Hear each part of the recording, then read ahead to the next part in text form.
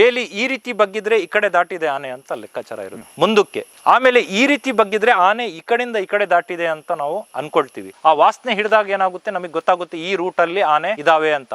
ಆವಾಗ ನಾವು ಒಂದು ತೋಟಕ್ಕೆ ಹೋಗ್ತಾ ಇದೀವಿ ಅಂತ ಹೇಳಿದ್ರೆ, ಒಂದು 1/4 ಗಂಟೆ ಕಾಲ ನಾವು ಎಂಟ್ರಿ ಕೊಟ್ವಿ ಅಂತ ಹೇಳಿದ್ರೆ ತೋಟಕ್ಕೆ, ನಾವು ಸೌಂಡ್ ನ ಅಬ್ಸರ್ವ್ ಮಾಡ್ತೀವಿ. ನಾವು ಮಾತಾಡೋಕ್ ಹೋಗೋದಿಲ್ಲ. ಆ ಸೌಂಡ್ ಅಬ್ಸರ್ವ್ ಮಾಡಿದಾಗ ಕೊನೆ ಮುರಿಯುವಂತ ಸೌಂಡು, ಆಮೇಲೆ ಬುಸ್ ಅನ್ನೋವಂಥ ಸೌಂಡು, ಇಂಥ ಸೌಂಡ್ಗಳನ್ನ ನಾವು ಕೇಳ್ತೀವಿ.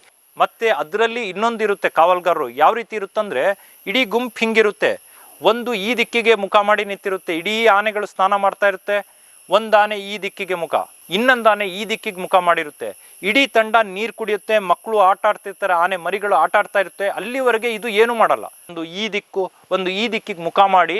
ಆ ಸಂದರ್ಭದಲ್ಲಿ ಒಂದು ನಾಯಿ ಹೋಗುತ್ತೆ. ನಾಯಿ ಹೋಗಿ ಸಂದರ್ಭದಲ್ಲಿ ಗಾಡಿ ಇಡೀ ತಂಡನ ಟರ್ನ್ ಮಾಡಿಕೊಂಡು ಇಡೀ ಆನೆಗಳು ಮುಖ ಮಾಡಿ 4 ಇಡೀ ತಂಡಕ್ಕೆ ಮುಖ ಮಾಡಿ ನಿಲ್ಲುತ್ತೆ. ಯಾರೋ ಬಂದ್ರು ನಮಗೆ ತೊಂದರೆ ಮಾಡಕ್ಕೆ ಇದೆ ಅಂತ ಹೇಳಿದ್ರೆ, ಇಲ್ಲಿ ಎಲ್ಲ ಆಹಾರ ಮುಗ್ದೋಯ್ತಾ, ಸಿಂಗಲ್ ಆನೆ ಫಸ್ಟ್ ರಸ್ತೆ ದಾಟಿ ಮುಂದೆ ಹೋಗುತ್ತೆ. 1 ಕಿಲೋಮೀಟರ್ ದೂರ ತನಕ ಹೋಗಿ ಎಲ್ಲೆಲ್ಲಿ ಏನಿದೆ ಸುತ್ತಾಡುತ್ತೆ. ಸುತ್ತಾಡಿ ಮತ್ತೆ ಈ ಗುಂಪಿಗೆ ಬರ್ತಾನೆ. ಇಡೀ ತಂಡ ದಾಟ್ ಹೋಗೋದು ಅದೇ ದಾರಿಲಿ, ಸಿಂಗಲ್ ಎಲ್ಲಿ ಹೋಗಿರುತ್ತೆ ಅದೇ ದಾರಿಲಿ ಇಡೀ ಗುಂಪು ನಡ್ಕೊ ಹೋಗೋದು. ಮಾನ್ಯ ವೀಕ್ಷಕರೇ, ನನ್ನೊಂದೇ ಮೆಹಬೂಬ್ ಶರೀಫ್ ಅವರಿದ್ದಾರೆ. ತುಂಬಾ ವಿಶೇಷ ಅಂದ್ರೆ, ಈಗ ನಾವೊಂದು ಜಾಗದಲ್ಲಿ ಇದ್ದೇವೆ.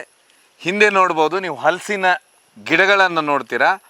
ಅದರಿಂದ ಹೋಗ್ಬಿಟ್ರೆ ಅಲ್ಲಿ ನೀರಿನ ಜಾಗ ಇದೆ, ಅಲ್ಲಿ ಭೀಮಾ ಹಾಗೆ ಅದರ ತಂಡ ಬೀಡು ಬಿಟ್ಟಿದೆ. ಯಾಕಂದರೆ ಈ ತೋಟ ಏನಿದೆ ಇದು ಅರಹಳ್ಳಿ ಭಾಗದಲ್ಲಿ ತೋಟ ಇರೋದು. ಒಂದು ಕಡೆ ಕ್ಯಾಪ್ಟನ್ ಮತ್ತು ಅದರ ತಂಡ ಇದೆ, ಇನ್ನೊಂದು ಕಡೆ ಭೀಮಾ ಮತ್ತು ಅದರ ತಂಡ ಇದೆ. ನನ್ನೊಟ್ಟಿಗೆ ವಿಶೇಷವಾಗಿ ಇವತ್ತು ಮೆಹಬೂಬ್ ಶರೀಫ್ ಅವರು ಇದ್ದಾರೆ. ನಾವು ಹೀಗೆ ನಿಂತ್ಕೊಂಡಿದ್ದಾರೆ. ಈ ಜಾಗ ಏನು ಸರ್, ಇಲ್ಲಿ ಬರೀ ಆನೆಗಳಿದಾವಲ್ಲ ಹಿಂದೆ, ನಿಮ್ಮ ಹಿಂದೆ? ಹೌದು ಸರ್, ಇಲ್ಲಿ ನೋಡಿ, ಈಗ ನೋಡಿ ಈ ಬೆಲ್ಟಲ್ಲಿ ಒಂದು 6 ಆನೆಗಳು ಇಲ್ಲಿದೆ. ಭೀಮಾ ಸ್ವಲ್ಪ ಡಿವೈಡ್ ಆಗಿದ್ದಾನೆ. ಮೊನ್ನೆ ರಸ್ತೆಲೇ ನಡ್ಕೋದ, ಸೋಲಾರ್ ಫೆನ್ಸಿಂಗ್ನ ಮುರಿದು ರಸ್ತೆಲೇ ನಡ್ಕೊ ಹೋಗ್ತಾನೆ. ಅದ್ರ ಒಟ್ಟಿಗೆ ಇದ್ದಂಥ ಒಂದು ಹೆಣ್ಣಾನೆ ಮತ್ತು ಒಂದು ಮರಿಗಳು ಈ ಬೆಲ್ಟಲ್ಲಿ ಇದೆ. ಇದು ಹೊಂಡ ಇದೆ, ಬೈನೆ ಮರಗಳು, ಹಲಸಿನ ಮರಗಳು ನೀವು ನೋಡ್ತಾ ಇರ್ಬೋದು. ಎಲ್ಲ ನೋಡಿ, ಅಲ್ಲೂ ಹಲಸಿನ ಮರಗಳಿದ್ದಾವೆ. ಎಲ್ಲ ಇಲ್ಲಿ ಒಂದು ವಾತಾವರಣ ತುಂಬ ಚೆನ್ನಾಗಿದೆ, ತಣ್ಣಗಾದ ವಾತಾವರಣ. ಒಂಥರ ಕಾಡಲ್ಲೇ ಒಂಥರ ಇರುವಂಥ ಈ ತೋಟ ಆದರೂ ಕೂಡ ಒಂದು ಕಾಡಿನ ರೀತಿ ಕಾಣುತ್ತೆ. ಯಾಕಂದರೆ ನೋಡಿ, ಮರಗಳು ಕಾಣ್ತಾ ಇರ್ಬೋದು ನಿಮಗೆ. ತುಂಬ ಚೆನ್ನಾಗಿರುವಂಥ ವಾತಾವರಣ ಇದು. ಹಾಗಾಗಿ ಇದು ಭೀಮಾ ಮತ್ತು ಭುವನೇಶ್ವರಿ, ಬೀಟಮ್ಮ, ಇದಕ್ಕೆಲ್ಲ ಇಲ್ಲಿ ಇರಕ್ಕೆ ತುಂಬ ಆಸೆ. ಇದು ಆಶ್ರಯ ತಾಣ. ಆ ಆಶ್ರಯ ತಾಣ ಇದು ತುಂಬ ಖುಷಿ ಪಡುತ್ತೆ. ನೀರಿದೆ, ತಣ್ಣಗೆ ಮಲ್ಕೊಳಕ್ಕಿದೆ, ಹುಲ್ಲಿದೆ.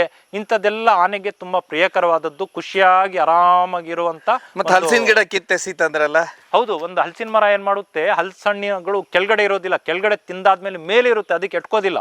ಆ ಸಂದರ್ಭದಲ್ಲಿ ಬಲಿಷ್ಠ ಟಸ್ಕರ್ಗಳಿರುತ್ತಲ್ಲ, ದಬಾಯಿಸಿ ನುಗ್ತವೆ. ದಬಾಯಿಸಿ ನುಗ್ದಾಗ ಎಷ್ಟೇ ಬಲಿಷ್ಠ ಮರ ಆದ್ರೂ ಕೆಳಗಡೆ ಬೀಳುತ್ತೆ. ಅದ್ರ ಮೇಲೆ ಎಲ್ಲ ಮರಿಗಳು ತಿನ್ಬೇಕು, ಅದರ ಒಂದು ಕುಟುಂಬನೇ ಇರುತ್ತೆ. ಅದು ತಿನ್ನಕ್ಕೀಗ ಮರಿಗಳಿಗೆ ಅಷ್ಟು ದೂರ ಸೊಂಡ್ಲು ಹೋಗಲ್ಲ, ಹಾಗಾಗಿ ಅದು ಬೀಳ್ಸಿ ತಿನ್ನುವಂಥದ್ದು ಒಂದು ಸಹಜ ಇದೆ. ಸೊ ಈಗ ನಾವು ನೋಡ್ಕೊಂಡು ನಿಲ್ಬೇಕಂತೀರ, ಇಲ್ಲ ಆನೆ ಯಾವ ಬರುತ್ತೆ ಗೊತ್ತಿಲ್ಲ. ಹೌದು, ಹಿಂದೆ ಈಗ ನಿಮ್ಮಿಂದ ನಾನು ನೋಡ್ತೀನಿ, ನಮ್ಮಿಂದೆ ನೀವು ನೋಡ್ತಾ ಇರಬೇಕು. ಯಾಕಂದ್ರೆ ಯಾವ ಸಂದರ್ಭದಲ್ಲಿ, ಈಗ ಸಂಜೆ ಟೈಮು, ಈಗ ಯಾವಾಗ ಬೇಕಾದ್ರೂ ಬರ್ಬೋದು. ಬರೋ ಸಂದರ್ಭ ಏನಾಗುತ್ತಂದ್ರೆ ನಮ್ಗೆ ಓಡಕ್ಕೂ ಕಷ್ಟ ಆಗ್ಬೋದು. ಹಾಗಾಗಿ ನಾವು ಎಚ್ಚರಿಕೆಯಿಂದ ಇರೋದೇ ನಮ್ಮ. ಕ್ಯಾಪ್ಟನ್ ಮತ್ತೆ ಭೀಮಂದ ಪರಿಸ್ಥಿತಿ ಹೇಗಿದೆ? ಇಲ್ಲೇ ಹೊಡೆದಾಡ್ಕೊಳ್ಳೋದಲ್ಲ ಇಬ್ರು ಇದೇ ಹಿಂದೆ? ನೋಡಿ, ಇದೇ ಸಂದರ್ಭದಲ್ಲಿ ಕ್ಯಾಪ್ಟನ್ ಹೋದ್ಸತಿ ಈ ಗುಡ್ಬೆಟ್ಟ ಅನ್ನೋ ಭಾಗಕ್ಕೆ ಬಂದು ನಮ್ಮ ಭೀಮಾ ಬೆರೆಸ್ಕೊಂಡೋಗಿ ಗುಡ್ಬೆಟ್ಟ ಅನ್ನೋದು ಮೇಲ್ ಬರುತ್ತೆ, ಅಲ್ಲಿಂದ ಓಡಿಸಿದ ನಂತರ ನಮ್ಮ ಭೀಮಾ ಮತ್ತೆ ಕಾನಹಳ್ಳಿ ಭಾಗಕ್ಕೆ, ಬಾಳ್ಗುಲಿ ಭಾಗಕ್ಕೆ, ಒಂದು ಉಲೇಮಕ್ಕಿ, ಸಕಲೇಶ್ಪುರ, ಬೇಲೂರು ರಸ್ತೆ ದಾಟಬೇಕಂದ್ರೆ ಇದೇ ಲೊಕೇಶನ್, ಇದೇ ದಾರಿಲಿ ಹೋಗಿ ಅಲ್ಲಿ ದಾಟಬೇಕಾಗುತ್ತೆ. ಇದು ನಮ್ಮ ಭೀಮಾ, ಕ್ಯಾಪ್ಟನ್ನು, ಬೀಟಮ್ಮ, ಭುವನೇಶ್ವರಿ, ನಮ್ಮ ಕರಡಿ, ವಿಕ್ರಾಂತು, ನಮ್ಮ ಮೌಂಟೇನು, ಗುಂಡ ಎಲ್ಲ ಇಲ್ಲಿ ಒಂದು ವಾಸ ಮಾಡಿದಂಥ ಸ್ಥಳಗಳು ಸರ್. ಇದು ಅಲ್ಲ, ಈಗ ಎಲ್ಲಿದ್ದಾನೆ ಸರ್ ಕ್ಯಾಪ್ಟನು ಮತ್ತೆ ಇವನು? ನಮ್ಮ ಕ್ಯಾಪ್ಟನ್ ಈಗ ಕಾನಹಳ್ಳಿ ಭಾಗ ಮತ್ತೆ ನಮ್ಮ ಸಿರ್ಗುರ ಅನ್ನೋ ಭಾಗ, ಆ ಭಾಗದಲ್ಲಿ ಒಂದು 2 ಗುಂಪಿನ ಒಟ್ಟಿಗೆ ನಮ್ಮ ಕ್ಯಾಪ್ಟನ್ ಇದ್ದಾನೆ.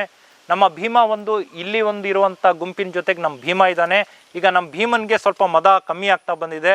ಮತ್ತೆ ಒಂದು ಸ್ವಲ್ಪ ಮೊನ್ನೆ ದಿವಸ ಒಂದು ಬೇಲಿ ದಾಟಬೇಕಂದ್ರೆ ಸ್ವಲ್ಪ ಕಾಲಿಗೂ ಚೂರು ಒಂದು ಸಣ್ಣದಾಗಿ ಒಂದು ಗಾಯನೂ ಕೂಡ ಮಾಡ್ಕೊಂಡಿದ್ದಾನೆ ನಮ್ಮ ಭೀಮಾ. ಆದರೆ ಅದೆಲ್ಲ ಒಂದು ಪ್ರಾಣಿ ಜೀವನದಲ್ಲಿ ಸಹಜ. ಯಾಕಂದರೆ ಅಷ್ಟು ದಂತ ಒಂದು ಕಳ್ಕೊಂಡಾಗಲೇ ಅಷ್ಟು ಒಂದು ದೊಡ್ಡ ಮಟ್ಟದ ಗಾಯನೇ ನಮ್ಮ ಭೀಮಾ ವಾಸಿ ಮಾಡ್ಕೊಂಡಿರುವಂಥದ್ದು. ಯಾರೂ ಕೂಡ ಗಾಬರಿ ಆಗಬೇಕಾಗಿಲ್ಲ. ಅದು ತಾನಾಗೆ, ಅದು ಒಂದು ಮೂಕ ಪ್ರಾಣಿ ಇದೆ, ಅದಕ್ಕೆ ಪ್ರಕೃತಿನೇ ಅದಕ್ಕೆ ಡಾಕ್ಟ್ರು, ಟ್ರೀಟ್ಮೆಂಟು, ಔಷಧಿ, ಇದೇ ಮಣ್ಣು ಅದಕ್ಕೆ ಔಷಧಿ. ಅದು ಯಾವ ರೀತಿ ವಾಸಿ ಮಾಡ್ಕೋಬೇಕಂತ ನಮ್ಮ ಭೀಮನ್ಗೆ ತುಂಬ ಚೆನ್ನಾಗಿ ಗೊತ್ತಿದೆ. ನಿಮ್ಗೆ ಹೇಗೆ ಗೊತ್ತಾಗುತ್ತೆ ಈಗ ಇಲ್ಲಿ ಆನೆ ಬಂತು ಅಂದರೆ? ಹೇಗೆ ಸ್ಮೆಲ್ ಅಲ್ಲ? ಒಂದು ಸ್ಮೆಲ್ಲು ಸರ್. ಯಾಕಂತ ಹೇಳಿದರೆ ನಮಗೆಲ್ಲ ಈಗ ಆನೆ ಜೊತೆ ಬೆರ್ತು ನಾವು ಒಂದು ತೋಟಕ್ಕೆ ಹೋಗ್ತೀವಿ ಅಂತ ಹೇಳಿದರೆ, ಒಂದು ಗಾಳಿ ಬೀಸುವಾಗ ಏನಾಗುತ್ತೆ ಅಂತ ಹೇಳಿದರೆ ಅದ್ರ ಒಟ್ಟಿಗೆ ಒಂದು ಸ್ವಲ್ಪ ಆನೆ ಇದ್ದರೆ ವಾಸನೆನ ನಾವು ಗ್ರಹಿಸ್ತೀವಿ. ಆ ವಾಸನೆ ಹಿಡಿದಾಗ ಏನಾಗುತ್ತೆ ನಮಗೆ ಗೊತ್ತಾಗುತ್ತೆ ಈ ರೂಟಲ್ಲಿ ಆನೆ ಇದಾವೆ ಅಂತ. ಆವಾಗ ನಾವು ಒಂದು ತೋಟಕ್ಕೆ ಹೋಗ್ತಾ ಇದ್ದೀವಿ ಅಂತ ಹೇಳಿದರೆ ಒಂದು 1/4 ಗಂಟೆ ಕಾಲ ನಾವು ಎಂಟ್ರಿ ಕೊಟ್ವಿ ಅಂತ ಹೇಳಿದರೆ ತೋಟಕ್ಕೆ ನಾವು ಸೌಂಡ್ನ ಅಬ್ಸರ್ವ್ ಮಾಡ್ತೀವಿ, ನಾವು ಮಾತಾಡೋಕ್ಕೆ ಹೋಗೋದಿಲ್ಲ. ಆ ಸೌಂಡ್ ಅಬ್ಸರ್ವ್ ಮಾಡಿದಾಗ ಕೊನೆ ಮುರಿಯುವಂಥ ಸೌಂಡು, ಆಮೇಲೆ ಬುಸ್ ಅನ್ನೋವಂಥ ಸೌಂಡು, ಇಂಥ ಸೌಂಡ್ಗಳನ್ನ ನಾವು ಕೇಳ್ತೀವಿ. ಆಮೇಲೆ ಬೇಲಿ ಸುತ್ತಾ ಬರ್ತೀವಿ ನಾವು. ಬೇಲಿ ಸುತ್ತಾ ಬಂದಾಗ ಅಲ್ಲಿ ಕಾಡಾನೆ ಹೆಜ್ಜೆ ಬೇಲಿ ಮುರಿದಿದ್ದಾಗ ಏನಾಗುತ್ತೆ ಅಂತ ಹೇಳಿದ್ರೆ ಬೇಲಿ ಈ ರೀತಿ ಬಗ್ಗಿದ್ರೆ ಈ ಕಡೆ ದಾಟಿದೆ ಆನೆ ಅಂತ ಲೆಕ್ಕಾಚಾರ ಇರುತ್ತೆ ಮುಂದಕ್ಕೆ. ಆಮೇಲೆ ಈ ರೀತಿ ಬಗ್ಗಿದ್ರೆ ಆನೆ ಈ ಕಡೆಯಿಂದ ಈ ಕಡೆ ದಾಟಿದೆ ಅಂತ ನಾವು ಅನ್ಕೊಳ್ತೀವಿ.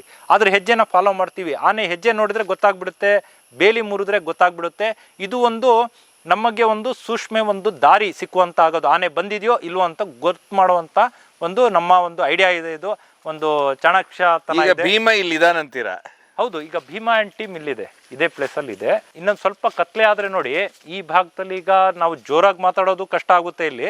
ಯಾಕಂತ ಹೇಳಿದ್ರೆ ಆನೆಗಳು ಇಲ್ಲೇ ಹತ್ತಿರದಲ್ಲಿ ಒಂದು 500 ಮೀಟ್ರಲ್ಲಿ ಆನೆಗಳು ಇರುವಂಥದ್ದು. ಯಾಕೆ ಅಲ್ಲಿ ಏನಿದೆ? ನೀರಿದೆ, ಒಂದು ಮಲ್ಗಕ್ ಜಾಗ ಇದೆ, ಬಿದಿರಿ ಇದೆ, ಬೈನೆ ಮರಗಳಿದಾವೆ, ಒಂದು ಇರೋಕ್ ವಾತಾವರಣನೇ ತುಂಬಾ ಚೆನ್ನಾಗಿದೆ. ಆನೆ ಇಲ್ದಿರೋ ಸಂದರ್ಭದಲ್ಲಿ ಹಲ್ಸಿದೆ ಅಲ್ಲ, ಅದನ್ನ ಯಾವ ರೀತಿ ಕಟ್ ಮಾಡುತ್ತಂತೀರಾ? ನೋಡಿ, ಇದು ಕೆಳಗಡೆ ನೋಡಿ ಹಲಸಿನ ಮರ ನೋಡ್ತಾ ಇರ್ಬೋದು. ಆ ಕೆಳಗಡೆ ಇರುವಂತ ಹಲ್ಸೆಲ್ಲ ಸೊಂಡ್ಲಲ್ಲಿ ಎಟ್ಕುತ್ತೆ, ಅದು ಮುರಿದು ಬಿಡುತ್ತೆ. ಮೇಲಿರುವಂತಹ ಸಿಕ್ಕೋದಿಲ್ಲ, ಅದಕ್ಕೆ ತಿನ್ನಕ್ಕೆ ಏನೂ ಇಲ್ಲ ಅಂತ ಹೇಳಿದಾಗ ಅದೇನು ಮಾಡುತ್ತೆ, ಇಡೀ ಮರಾನೇ ನುಗ್ಬಿಡುತ್ತೆ, ಇಡೀ ಮರಾನೇ ಬೀಳ್ಸಿ ಅದ್ರ ನಂತರ ತಿನ್ನುತ್ತೆ. ಅಲ್ಲಿ ಒಂದು ಮರ ಬಿದ್ದಿದೆ, ಆಲ್ರೆಡಿ ಬಿದ್ದಿರುವಂಥದ್ದು ಹಲಸಿನಳ್ಳೆಲ್ಲ. ಭೀಮಾ ಅಂತ ಹೇಳಿದ್ರೆ ಅದು ಸೋಲಾರ್ ಬೇಲಿನೂ ಲೆಕ್ಕಕ್ಕಿಲ್ಲ. ಏನೇ ಸೋಲಾರ್ ಕೊಟ್ಟು ಲವ್ಗೋಸ್ಕರ ಎಲ್ಲ ಬಿಡಿಸಿ ಎಲ್ಲರಿಗೂ ತಿನ್ನಿಸ್ತಾರ. ತಿನ್ನಿಸ್ತಾನೆ ಅಂತ ಹೇಳಿದ್ರೆ ಒಂದು ಕ್ಯಾಪ್ಟನ್ ಒಂದು ಗುಂಪಿಗೆ ಒಂದು ಲೀಡರ್ ಅಂತ ಹೇಳಿದ್ರೆ ಅದು ಇಡೀ ಗುಂಪನ್ನ ಕಾಯ್ಬೇಕಾಗುತ್ತೆ. ಕಾಯೋದಂತ ಹೇಳಿದ್ರೆ ಯಾವುದೇ ಬೇರೆ ಟಸ್ಕರ್ ಬರೋಂಗಿಲ್ಲ, ಯಾವುದೇ ಬೇರೆ ಆನೆಗಳು ಬರೋಂಗಿಲ್ಲ, ಯಾವುದೇ ಮನುಷ್ಯ ಅದಕ್ಕೆ ಆ ಗುಂಪಿಗೆ ತೊಂದರೆ ಕೊಡೋಂಗಿಲ್ಲ. ಏನಾದ್ರೂ ತೊಂದರೆ ಮಾಡ್ತಾ ಇದ್ದಾನೆ ಅಂತ ಗೊತ್ತಾದ್ರೆ ಇದು ದಾಳಿ ಮಾಡೋದಂತೂ ಖಂಡಿತ. ಯಾವುದು ಕ್ಯಾಪ್ಟನ್ ಇಲ್ಲ, ಭೀಮಾ. ಮತ್ತೆ ಅದರಲ್ಲಿ ಇನ್ನೊಂದಿರುತ್ತೆ ಕಾವಲ್ಗಾರರು. ಯಾವ ರೀತಿ ಇರುತ್ತಂದ್ರೆ ಇಡೀ ಗುಂಪು ಹಿಂಗಿರುತ್ತೆ. ಒಂದು ಈ ದಿಕ್ಕಿಗೆ ಮುಖ ಮಾಡಿ ನಿಂತಿರುತ್ತೆ, ಇಡೀ ಆನೆಗಳು ಸ್ನಾನ ಮಾಡ್ತಾ ಇರುತ್ತೆ. ಒಂದು ಆನೆ ಈ ದಿಕ್ಕಿಗೆ ಮುಖ, ಇನ್ನೊಂದು ಆನೆ ಈ ದಿಕ್ಕಿಗೆ ಮುಖ ಮಾಡಿರುತ್ತೆ. ಇಡೀ ತಂಡ ನೀರು ಕುಡಿಯುತ್ತೆ, ಮಕ್ಕಳು ಆಟ ಆಡ್ತಿರ್ತಾರೆ, ಆನೆ ಮರಿಗಳು ಆಟ ಆಡ್ತಾ ಇರುತ್ತೆ. ಅಲ್ಲಿವರೆಗೆ ಇದು ಏನು ಮಾಡಲ್ಲ, ಬರೀ ಕಾವಲ್ಗಾರರು ಇವರು. ಆನೆ ಒಂದು ಜೀವನದಲ್ಲಿ ಎಂಥ ಒಂದು ಬುದ್ಧಿಶಕ್ತಿ ಇದೇನು ಅಂತ ಹೇಳಿ ಇವತ್ತು ಮನುಷ್ಯನಿಗೂ ಅಂಥ ಒಂದು ಐಡಿಯಾಗಳು ಬರೋದಿಲ್ಲ. ಇದು ಈ ಹಿಂದೆ ಎಲ್ಲ ರಾಜರ ಕಾಲದಲ್ಲಿ ಯಾರಾದರೂ ದಾಳಿ ಮಾಡಕ್ಕೆ ಬಂದರೆ ಯಾವ ರೀತಿ 4 ಮುಖಗಳಿಗೆ ಯಾವ ರೀತಿ ದಿಕ್ಕಿಗೆ ಕಾವಲ್ದಾರನ ಇಡ್ತಾ ಇದ್ರು ಅಂತ ನಾನು ಕೇಳ್ಪಟ್ಟಿದ್ದೀನಿ. ಆದ್ರೆ ಇವತ್ತು ನಾವು ಸ್ವಂತ ನಮ್ಮ ಕಣ್ಣಿಂದ ನೋಡಿರುವಂತದ್ದು. ಇಲ್ಲಿ ಈ ತೋಟದಲ್ಲಿ ಆನೆ ಇದೇ ರೀತಿ ದೊಡ್ಡ ಒಂದು ಕೆರೆ ಇರುತ್ತೆ, ಆ ಕೆರೆಯಲ್ಲಿ ಇಡೀ ತಂಡ ಬರುತ್ತೆ ನೀರು ಕುಡಿಯಕ್ಕೆ. ಆ ಮರಿಗಳು ಆಟ ಆಡ್ತಾ ಇರ್ತವೆ. ಆ ಸಂದರ್ಭದಲ್ಲಿ 4 ಆನೆಗಳು, ಒಂದು ಆ ದಿಕ್ಕು, ಒಂದು ಈ ದಿಕ್ಕಿಗೆ ಮುಖ ಮಾಡಿ, ಆ ಸಂದರ್ಭದಲ್ಲಿ ಒಂದು ನಾಯಿ ಹೋಗುತ್ತೆ. ನಾಯಿ ಹೋಗಿ ಸಂದರ್ಭದಲ್ಲಿ ಗಾಡಿ ಇಡೀ ತಂಡನ ಟರ್ನ್ ಮಾಡಿಕೊಂಡು ಇಡೀ ಆನೆಗಳು ಮುಖ ಮಾಡಿ 4 ಇಡೀ ತಂಡಕ್ಕೆ ಮುಖ ಮಾಡಿ ನಿಲ್ಲುತ್ತೆ, ಯಾರೋ ಬಂದರು ನಮಗೆ ತೊಂದರೆ ಮಾಡೋಕ್ಕೆ ಅಂತ. ಅಷ್ಟು ಒಂದು ಸೂಕ್ಷ್ಮ ಜೀವಿ ಇದೆ ಆನೆ, ಅಷ್ಟು ಒಂದು ಬುದ್ಧಿವಂತಿಕೆ ಆ ಜೀವಿ. ಕಾಡಾನೆ ಆದ್ರೂ ಕೂಡ ಆಲ್ರೆಡಿ ಅಷ್ಟು ಬುದ್ಧಿ ಇರುತ್ತೆ ಅದಕ್ಕೆ. ಆಮೇಲೆ ಈಗ ಇದು ಏನ್ ಮಾಡುತ್ತೆ, ಭೀಮಾ ಎಲ್ಲರಿಗೂ ಆಹಾರ ಹುಡುಕಿ ಕೊಡುತ್ತೆ ಇಲ್ಲಿ ಇದೆಲ್ಲ ತೆಗೆದು. ಹೌದು, ತೆಗೆದುಕೊಡೋದು. ಮತ್ತೆ ರೂಟು ಒಂದು ಯಾವ ರೀತಿ ಆನೆಗಳದ್ದು ಒಂದು ಸ್ವಭಾವ. ಜನಗಳು ಕೇಳ್ತಾರೆ ಸಾಕಣೆ ಬಗ್ಗೆ ಆನೆ ಇವರು ತಜ್ಞರ, ಇವ್ರ ಕೈಲಿ ಮಾಹಿತಿ ತಗೊಳ್ತೀರಾ ಅನ್ನೋ ಒಂದು ಕಾಮೆಂಟ್ ನೋಡಿದೆ. ಈ ಒಂದು ಮಾರ್ತಾಂಡ ಮತ್ತು ಈ ದುರ್ಘಟನೆ ಬಗ್ಗೆ ಏನು ನಾವು ಸತ್ಯಾಂಶನ ಹೊರತನ್ನಿ ಅಂದಿದ್ದಕ್ಕೆ ಇಂಥ ಒಂದು ಪ್ರಶ್ನೆಗಳು ಕೂಡ ಹುಟ್ಟುತ್ತಾ ಇದ್ದಾವೆ. ಅವರಿಗೆ ಒಂದು ಉತ್ತರನ ನಾನು ಕೊಡ್ತೀನಿ. ಇವತ್ತು ನಮಗೆ ಕಾಡಾನೆ ಅಂದರೆ ಏನು ಗೊತ್ತಿರಲಿಲ್ಲ, ಆನೆ ಸ್ವಭಾವ ಏನಂತ ಗೊತ್ತಿರಲಿಲ್ಲ. ಇವತ್ತು ನಮಗೆ ಹಣಕ್ಕಿಂತ ಜಾಸ್ತಿ ನಮಗೆ ಬಿಸ್ನೆಸ್ ಇದ್ರೂ ನಾವು ಬಿಟ್ಟು ಆನೆ ಜೊತೆ ಬೆರೆಯುವಂಥ ಕೆಲಸ ಮಾಡಿರೋದು ಅರಣ್ಯ ಇಲಾಖೆಯವರು, ETFನವರು ಆಗಿರ್ಬೋದು, ಯಾರೇ ಆಗಿರ್ಬೋದು. ಆನೆ ಬಂತು ಅಂತ ಮಾಹಿತಿ ಕೊಡೋರು ನಾವಾಗಿರ್ತೀವಿ ಮೊದಲನೇದಾಗಿ. ಯಾಕಂತ ಹೇಳಿದರೆ ಈಗ ಆನೆ ಎಲ್ಲಿ ದಾಟುತ್ತೆ, ಮತ್ತು ವಾಸನೆ ಬಂದರೆ ಕತ್ಲೆಯಲ್ಲಿ ರಾತ್ರಿ ತೋಟಕ್ಕೆ ಆನೆ ಬಂದಿದೆ ಅಂದರೆ ನಾನು ಗುರ್ತು ಮಾಡ್ತೀನಿ. ಯಾಕಂದರೆ ಆನೆ ಹೆಜ್ಜೆ ನೋಡಿಕೊಂಡು ಆನೆ ಹತ್ರ ಹೋಗಿ ಇಡೀ ದಿವಸ ಆನೆ ಹತ್ರ ಕೂತ್ಕೊಂಡು ಅದೇನು ತಿನ್ನುತ್ತೆ, ಯಾವ ಟೈಮಿಗೆ ಮಲಗುತ್ತೆ, ಯಾವ ರೀತಿ ನಡ್ಕೊಳ್ಳುತ್ತೆ ಅನ್ನೋದು ಅದರ ಒಂದು ಸ್ವಭಾವಗಳನ್ನ ಎಲ್ಲನೂ ಕೂಡ ಒಂದು ಕಾಡಾನೆ ಜೊತೆ ಬೆರ್ತಿ ನಮಗೆ ಗೊತ್ತಾಗಿದೆ. ಇನ್ನೊಂದು ವಿಚಾರ, ಸಾಕಾಣೆ ಬಗ್ಗೆ ಏನು ಗೊತ್ತು ಅನ್ನೋದಕ್ಕೆ ನಮ್ಮ ತಂದೆಯವರು ಕೂಡ ಈ ಟಿಂಬರ್ ಮರ್ಚೆಂಟ್ ಇದ್ರು. ಆ ಸಂದರ್ಭದಲ್ಲಿ ಕೇರಳದಿಂದ ಬರ್ತಿದ್ದಂಥ ಆನೆಗಳು, ಅಲ್ಲಿಯ ಒಂದು ಮಾಲೀಕತ್ವದ ಆನೆಗಳ ಜೊತೆ ನಾನು ಹುಡುಗ ಇದ್ದಾಗಲೇ ನಮ್ಮಪ್ಪ ಅದ್ರ ಮೇಲೆ ಕೂರಿಸೋದು. ಆವಾಗ ನಾವು ಚಡ್ಡಿ ಹಾಕ್ತಾ ಇದ್ವಿ, ಆವಾಗ ಸಣ್ಣದ್ರಲ್ಲಿ ಚಡ್ಡಿ ನಮ್ಮಪ್ಪ ಕೂರಿಸು ಅಂತೇಳಿ ಕೂರಿಸ್ತಾ ಇದ್ರು. ಅದರ ಕೂದಲುಗಳು ಚುಚ್ಚೋದು, ಈ ಸೂಜಿ ಚುಚ್ಚದಂಗೆ ಚುಚ್ಚೋದು ತೊಡೆಗೆಲ್ಲ. ಅಲ್ಲ ಸರ್, ಅನುಭವ ಇದೆ, ಅನುಭವಗಳು ಅಲ್ಲ ಇದೆಲ್ಲದಕ್ಕಿಂತ ಹೆಚ್ಚಾಗಿ ಇದ್ರ ಹಿಂದೆ ಈಗ ಭೀಮ ಇದ್ರಿ ಇನ್ನೇನು ಕೆಲಸ ಮಾಡ್ತಾನೆ ಆ ತಂಡಕ್ಕೆ? ಆ ತಂಡಕ್ಕೆ ಒಂದು ಕಾವಲು ಕಾಯೋದೊಂದಾಗಿರ್ಬೋದು, ಅದಕ್ಕೆ ಬೇಕಾಗುವಂಥ ಆಹಾರ ಯಾವ ರೀತಿ ಮುಂದಕ್ಕೆ ಹೋಗುತ್ತೆ ಅನ್ನೋದು ಒಂದು ನಾನು ಟಾಪಿಕ್ ಹೇಳ್ತಾ ಇದ್ದೀನಿ. ಒಂದು ಆನೆ ಗುಂಪಿದೆ ಅಂತ ಹೇಳಿದರೆ ಇಲ್ಲಿ ಎಲ್ಲ ಆಹಾರ ಮುಗ್ದೋಯ್ತಾ, ಈಗ ಎಲ್ಲಪ್ಪ ಹೋಗೋದು ಅಂತ ಹೇಳಿದರೆ ಸಿಂಗಲ್ ಆನೆ ಫಸ್ಟು ರಸ್ತೆ ದಾಟಿ ಮುಂದೆ ಹೋಗುತ್ತೆ. 1 ಕಿಲೋಮೀಟರ್ ದೂರ ತನಕ ಹೋಗಿ ಎಲ್ಲೆಲ್ಲಿ ಏನಿದೆ ಸುತ್ತಾಡಿ ಮತ್ತೆ ಈ ಗುಂಪಿಗೆ ಬರ್ತಾನೆ. ಸುತ್ತಾಡಿ ಗುಂಪಿಗೆ ಬಂದು ಅದರ ನಂತರ ಇಡೀ ತಂಡ ದಾಟ್ ಹೋಗೋದು ಅದೇ ದಾರಿಲಿ, ಸಿಂಗಲ್ ಎಲ್ಲಿ ಹೋಗಿರುತ್ತೆ ಅದೇ ದಾರಿಲಿ ಇಡೀ ಗುಂಪು ನಡ್ಕೊ ಹೋಗೋದು. ಅದು ಹುಡುಕೊ ಬರೋದು ಎಲ್ಲೆಲ್ಲಿ ಫುಡ್ ಇದೆ ಏನಿದೆ ಅಂತ. ಒಂದಾನೆ ಫಸ್ಟ್ ಹೋಗುತ್ತೆ, ಇದು ಯಾರಿಗೂ ಗೊತ್ತಿಲ್ಲ ಏನು ಹೆಂಗೆ ಆನೆಗಳು ಬರುತ್ತೆ ಹೋಗುತ್ತೆ. ಫಸ್ಟು ಸಿಂಗಲ್ ಬರುತ್ತೆ. ನಮ್ಮ ಏರಿಯಾಗೂ ಕೂಡ ಫಸ್ಟು ಬಂದಿದ್ದು ಮಕ್ನಾ ಬಂದ ನಂತರ ಲಾಕ್ಡೌನ್ ಆಯಿತು, ಕೊರೋನಾ ಸ್ಟಾರ್ಟ್ ಆಯಿತು. ಅದಕ್ಕಿಂತ 2 ವರ್ಷ ಮುಂಚೆ ಒಂದು ಹೆಣ್ಣಾನೆ ತಂಡ ಬಂತು. ಯಾವುದು? ನಮ್ಮ ಈ ಹೇಮಾವತಿಯ ತಾಯಿ ಮತ್ತೆ ಕುಂತಿ ಮತ್ತೆ ಜೂನಿಯರ್ ಅರ್ಜುನ. ಅದು ನಮ್ಮ ಸಕಲೇಶ್ಪುರ ಭಾಗಕ್ಕೆ ಬಂತು. ಆ ಸಂದರ್ಭದಲ್ಲಿ ನಾವೇನು ನಿಂತಿದ್ದೀವಿ ಇದೇ ಭಾಗದಲ್ಲಿ ಆ ಕುಂತಿ ಮತ್ತೆ ಇಲ್ಲಿ ಗರ್ಭಿಣಿ ಇತ್ತು, ಇದೇ ಮೂಲೆಯಲ್ಲಿ ಇದ್ದಿದ್ದು. ಇದೇ ಮೂಲೆಯಲ್ಲಿ ಇಲ್ಲಿಂದ ಏನಾಯಿತು, ಓಡಿಸಿದ್ರು. 2 ಆನೆ ಬಂದಿದ್ದಾವೆ, 2 ಆನೆ 3 ಆನೆ ಬಂದಿತ್ತು. ಅವಾಗ ಒಂದು ಅದ್ರ ಜೊತೆಗಿರುವಂಥ ಒಂದು ಹೆಣ್ಣಾನೆ ಈ ಕುಂತಿ ಅನ್ನೋದು ಅದ್ರ ಜೊತೆಗೆ ಒಂದು ಮರಿ ಇದ್ದ ಸಂದರ್ಭ ಇಲ್ಲಿಂದ ಓಡಿಸಿದ್ರು. ಓಡಿಸಿದಾಗ ಸಕಲೇಶ್ಪುರ ಭಾಗಕ್ಕೆ ಹೋಯ್ತು. ಅಲ್ಲೊಂದು ಕೆಸರು ಗದ್ದೆ ಥರ ತೋಳಗಡೆ ಆ ಕೆರೆ ಒಣಗಿತ್ತ ಏನೋ, ಅಲ್ಲೋಗಿ ಸಿಕ್ಕಾಕೊಂಡಿತ್ತು, ಅಸ್ತವ್ಯಸ್ತ ಆಗಿತ್ತು.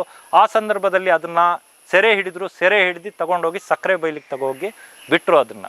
ಕ್ಯಾಪ್ಟನ್ ಎಲ್ಲಿದ್ದಾನಂದ್ರೆ ಇಲ್ಲೇ ಇದ್ದಾನೆ ಸರ್? ಇಲ್ಲ, ಕ್ಯಾಪ್ಟನ್ ಈಗ ನಮ್ಮ ಕಾನಹಳ್ಳಿ ಭಾಗದಲ್ಲಿದ್ದಾನೆ. ಕಾನಹಳ್ಳಿ ಸಿರ್ಗುರ ಅವನೊಂದು ಟೀಮ್ ಬೇರೆ. ಈಗ ಅವನದು 2 ಟೀಮ್ ಇದೆ ಅಲ್ಲಿ. ಆ 2 ಟೀಮ್ ಒಟ್ಟಿಗೆ ನಮ್ಮ ಕ್ಯಾಪ್ಟನ್ ಇದ್ದಾನೆ. ಅದರಲ್ಲಿ ಹೀಟಿಗೆ ಬಂದಿರುವಂತಹ ನಮ್ಮ ಇದು ಕಾಡಾನೆ ಇದೆ, ಹೆಣ್ಣಾನೆಗಳಿದ್ದಾವೆ, ಅಲ್ಲಿ ಅವನು ಬೆರಿತಾ ಇದ್ದಾನೆ. ಈಗ ನಮ್ಮ ಭೀಮನ್ಗೆ ಮದ ಕಮ್ಮಿ ಆಗಿದೆ. ಯಾವುದು ಹೀಟಿಗೆ ಬಂದಿರೋಂಥ ಹೆಣ್ಣಾನೆಗಳು ಇಲ್ವೋ ಅಂತ ಒಂದು ತಂಡ ಇದೆ, ಒಂದು ಗ್ರೂಪ್ ಇದೆ. ಆ ಗುಂಪಿನೊಟ್ಟಿಗೆ ನಮ್ಮ ಭೀಮ ಇಲ್ಲಿರುವಂಥದ್ದು. ಒಟ್ಟಾರೆ ಎಲ್ಲ ಆರಾಮಾಗಿದ್ದಾರೆ, ಈಗ ಆರಾಮಾಗಿದ್ದಾರೆ. ಮತ್ತೆ ಒಂದು ವಿಡಿಯೋದಲ್ಲಿ ನೋಡಿರ್ಬೋದು, ಜೂನಿಯರ್ ಕರಡಿ, ನಮ್ಮ ಕ್ಯಾಪ್ಟನ್, ನಮ್ಮ ಕಾಡಾನೆ ಭೀಮ ಒಟ್ಟಿಗೆ ಒಂದು ಹೋಗ್ತಿರುವಂಥ ವಿಡಿಯೋನ ನೋಡಿರ್ಬೋದು ನೀವು. ಗಲಾಟೆ ಪಲಾಟೆ ಬೇಡಪ್ಪ, ನಾವಿಬ್ರು ಚೆನ್ನಾಗಿರೋಣ, ನೀನು ಇದನ್ನ ಪಾಲ್ ಮಾಡ್ಕೊಂಡಿರ್ಬೇಕು ಅಂತ ಅನಿಸ್ತಾ ಇದೆ ಈಗ ಈ ಸಂದರ್ಭ. ಯಾಕಂತ ಹೇಳಿದ್ರೆ ಒಂದ್ ದಿವಸ ಮುಂಚೆ ಏನಾಗುತ್ತೆ, ಕಾನಹಳ್ಳಿ ಸಿರ್ಗುರ ಭಾಗದಲ್ಲಿ ಕ್ಯಾಪ್ಟನ್ ಮೇಲೆ ನಮ್ಮ ಭೀಮ ದಾಳಿ ಮಾಡ್ತಾನೆ. ದಾಳಿ ಮಾಡಿ ಓಡೋಗುತ್ತೆ ಕ್ಯಾಪ್ಟನ್. ಅದಕ್ಕೆ ಹಿಂದ್ಗಡೆ ಭಾಗ ಸಿಂಗಲ್ ದಂತದಲ್ಲೇ ಚುಚ್ಚಿರ್ತಾನೆ. ಎಲ್ಲ ಕೂಡ ಇಡೀ ತಂಡದ ಜೊತೆಗೆ ನಮ್ಮ ಭೀಮ ಲಾಸ್ಟಿಗೆ ಬರ್ತಾನೆ. ಫಸ್ಟು ಕ್ಯಾಪ್ಟನ್ ಬರುತ್ತೆ, ಅದ್ರ ಮಧ್ಯದಲ್ಲಿ ನಮ್ಮ ಜೂನಿಯರ್ ಕರಡಿ ಇರುವಂಥದ್ದು. ಆ ವಿಡಿಯೋನು ಕೂಡ ಎಲ್ಲರೂ ಕೂಡ ನೋಡಿದ್ದಾರೆ. ಇದು ಈಗ ಒಂದು ತಂಡಗಳನ್ನ ಗುಂಪುಗಳನ್ನ ಪಾಲು ಮಾಡ್ಕೊಂಡಿರ್ಬೋದು, ಮತ್ತೆ ಸ್ನೇಹ ಹುಟ್ಟಿರ್ಬೋದು ನಮ್ಮ ಕ್ಯಾಪ್ಟನ್ ಭೀಮ ನಡುವೆ ಅಂತ ಒಂದು ನೋಡೋದಲ್ಲಿ ಆ ಥರ ಕಾಣ್ತಾ ಇದೆ ಇವಾಗ. ಸೊ ಈಗ ಹಿಂದೆ ಎಲ್ಲ ನೆಮ್ಮದಿಯಾಗಿದ್ದಾರೆ. ನೆಮ್ಮದಿಯಾಗಿ ತುಂಬಾ ಚೆನ್ನಾಗಿದ್ದಾರೆ. ಇಲ್ಲಿ ಯಾವುದೇ ರೀತಿ ಸಮಸ್ಯೆ ಇಲ್ಲ. ಆನೆಗೆ ತುಂಬಾ ಚೆನ್ನಾಗಿ ಒಂದು ಫುಡ್ಡು ಚೆನ್ನಾಗಿದೆ, ಇರೋಕ್ ವಾತಾವರಣನೂ ಚೆನ್ನಾಗಿದೆ, ತುಂಬಾ ಚೆನ್ನಾಗಿದೆ ಅಂತ ಹೇಳ್ಬೋದು ಸರ್. ಈ ಲೊಕೇಶನ್ ಒಂಥರ ತುಂಬಾ ನೋಡೋಕ್ಕೂ ಚೆನ್ನಾಗಿದೆ, ಇರೋಕ್ಕೂ ಕೂಡ ಚೆನ್ನಾಗಿದೆ ಸರ್ ಇದು. ಅಲ್ಲ ಸರ್, ಭಯಂಕರ ಆದ್ರೆ ಬಾರಿ ಯಾವಾಗ ಆನೆ ಏನ್ ಮಾಡುತ್ತಂತ ಗೊತ್ತಿಲ್ಲ. ಹೌದು, ಡೌಟ್ ಅಂತೀರಾ? ಹೌದು. ನೋಡಿ, ಈಗ ಸಂಜೆ ಆಗ್ತಾ ಬಂತು, ಆನೆಗಳ ಹತ್ರ ಇರೋದ್ರಿಂದ ಸ್ವಲ್ಪ ನಾವು ನೋಡ್ಕೊಂಡಿರೋದು ಒಳ್ಳೇದು. ಯಾಕಂದ್ರೆ ನಾವು ಯಾರೇ ಆಗಲಿ ಹೊರಗಡೆಯಿಂದ ಬಂದವರಿಗೂ ಕೂಡ ಮಾಹಿತಿ ಕೊಡೋದೇನಂತ ಹೇಳಿದ್ರೆ, ಆನೆ ದಾಟಾಡೋ ಸಂದರ್ಭದಲ್ಲಿ ರಸ್ತೆ ದಾಟ್ತಾ ಇದೆ ಅಂದರೆ ದೂರದಿಂದ ನಿಂತು ನೋಡ್ಕೊಳ್ಳಿ. ಮತ್ತೆ ಹತ್ರ ಹೋಗೋದು ಇಲ್ಲ. ಒಂದು ರಸ್ತೆ ಬದಿಯಲ್ಲಿ ಒಂದು ಬೈನೆ ಮರಗಳು ಅದು ಇದು ಬೀಳಿಸ್ಕೊಂಡು ಬೆಳಗಿನ ಜಾವ, ಸಂಜೆ, ರಾತ್ರಿ ಆ ಸಂದರ್ಭದಲ್ಲಿ ತಿಂತಾ ಇರುತ್ತೆ. ಆ ಸಂದರ್ಭದಲ್ಲಿ ನಾವು ಹತ್ರ ಹೋಗೋದು ಸೂಕ್ತವಲ್ಲ. ನಮಗೆ ನಮ್ಮ ಒಂದು ಜೀವಕ್ಕೆ ಒಂದು ದಾಳಿಯಾಗುವಂಥದ್ದು ಇರುತ್ತೆ, ತುಂಬಾ ಡೇಂಜರ್ ಇರುತ್ತೆ. ಹಾಗಾಗಿ ಸ್ವಲ್ಪ ದೂರದಿಂದ ನೋಡಿ ಅದು ಹೋದ್ಮೇಲೆ ಪಾಸ್ ಆಗೋದು ಒಳ್ಳೇದು.